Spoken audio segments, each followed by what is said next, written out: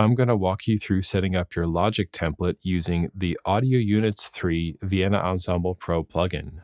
If you need help setting up VEPro, check out How to Advanced Routing and Organization in Logic and VEPro and skip the parts about Logic's environment. You'll need at least VEPro 7 and Logic 10.7.3, but I highly recommend updating to Logic 10.7.5 or greater. Start by making a software instrument track and loading a Vienna Ensemble Pro Audio Units 3 plugin. If it's not under Recent, you can find it under Audio Units Instruments, VSL, Vienna Ensemble Pro Audio Units 3, and I'm going to choose the 25 stereo multi-output version. I'm going to set the buffer to 1 because VEPro and Logic are on the same computer. Next, click the cog. Because I chose the 25 stereo multi-output version of the plugin, I'm going to leave audio outputs and inputs both set to 50. And although I'm only using up to port 33 in my Woodwinds instance, I'm going to leave the MIDI ports set to 48, which is the maximum. Just in case I want to add more later, I don't have to change anything. In VEPro, under Preferences, Server, Instances, Connection Settings, just make sure these values match what you've set in Logic. If you have an instance ready, you're welcome to connect to and decouple it, but you don't have to do this now. In the inspector, reveal the track parameters, set the MIDI out channel to 1, and create a new track with next MIDI channel. In Logic 10.7.5 and higher, you can repeat this process and the port will automatically increment once you get past port 1, channel 16. In Logic 10.7.3 and 10.7.4, stop at port 1, channel 16, change the port manually to 2 and the channel to 1, then go back to channel 15 on port 1, recreate channel 16, and then you can resume creating new channels from port 2 up until channel 16.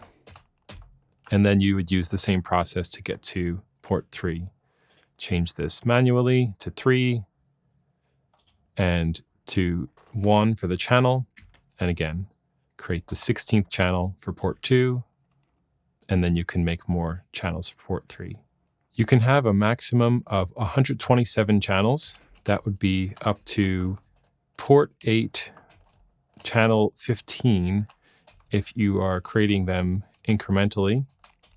But keep in mind, you don't have to create them incrementally. It's just a total of 127 channels. It's not necessary to work in the environment with the Audio Units 3 plugin, but the environment can indicate if you've accidentally added too many channels. In both the environment and the inspector, if you add an extra one, the channel strip will appear blank. If you want to recover from this, don't undo, but have the track selected in Arrange View and the corresponding channel strip objects will be selected in the mixer layer of the environment. And just delete the extra track, delete anyway, and now you should just be left with tracks that say no output in the Arrange View, and you can simply delete those. If you just tried this fix and it didn't work, keep in mind that when you delete tracks in the Arrange View, they will still be preserved in the environment layers. So that will still count towards your 127 channel maximum. If you want to delete tracks in the Arrange View, then you should instead first delete the channel strip objects in the environment, and then you can delete the no output tracks in the Arrange View. An easier way would just be to only create the channels and ports you need when you're setting up your template. And that way you won't have extra environment objects floating around that will maybe cause some problems later. And as a last resort, you could, of course, just delete all of the channels that you've made for this software instrument so far, which will also include the software instrument track itself. And then you can start from scratch just for this instance. You won't have to do this for all instances if you have already set up some other software instrument tracks. Let's get set up for the next software instrument.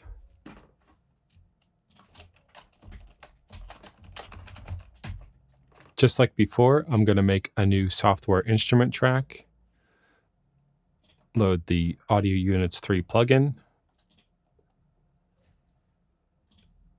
And again, you don't have to connect to your instances now. I just happen to have them up. And this time, you do not have to change any of the audio outputs, inputs, or MIDI ports settings, since you already took care of that. Just change the MIDI out channel to 1. And if you're in 10.7.5, you're on your way. Since the way you set up Auxes hasn't changed, you can just check out the video I mentioned earlier. And if you haven't already done so, once you've finished setting up all your software instrument tracks, then you can connect to your instances. Thanks again to DudeMan42 for yet another valuable Logic Pro Help forum post. And don't forget to check this video's description for the PDF guide. This guide will also be included in both the All Logic tutorials and All VEPro tutorials PDFs in case you've already bought those. So you'll get this one anyway. And just remember that the All Logic tutorials PDF includes all of the VEPro tutorials.